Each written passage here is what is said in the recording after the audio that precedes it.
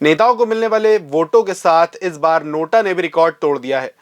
Party बदल के कारण या मंत्रियों के कारण इस बार हुए लोकसभा चुनाव में नोटा को कुल 5,33,705 वोट मिले हैं।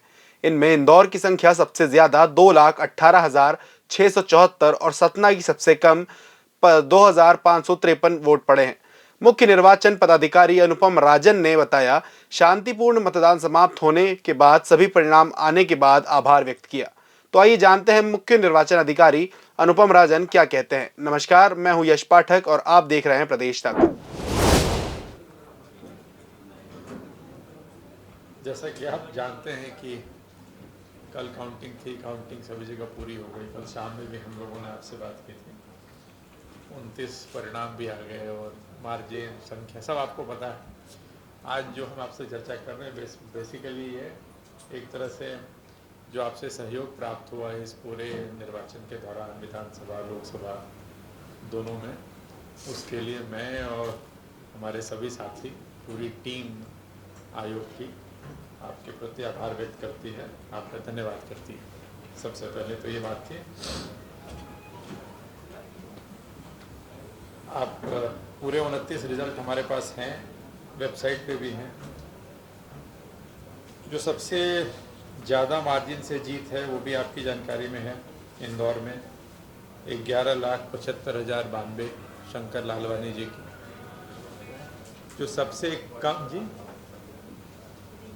आप जो सबसे कम मार्जिन से जो जीत है वो अपने यहाँ 52,530 है, 52,530, जो मुरैना में है, शिवमंगल सिंह तोमर।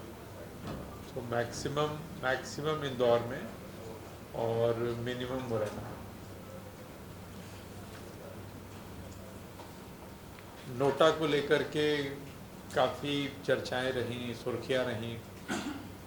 नोटा जो इस बार हुआ है अपने यहाँ, जो फाइनल फिगर है, ईवीएम मशीन का जो नोटा था वो और जो पोस्टल बैलेट था उसका नोटा था वो दोनों मिला दें तो 533,705, 5,33,705, 533,705। नोटा सबसे ज़्यादा इंदौर में 2,18,674, 218,674, और सबसे कम सतना में 2,553। दोनों का जी नोटा पोस्टल बैलेट का चाहिए आपको, बता दें। ईवीएम में जो नोटा दबाया गया बटन वो है 532,667, 532,667, और पोस्टल बैलेट्स में जो नोटा निकला है वो 1038, टोटल 533,705।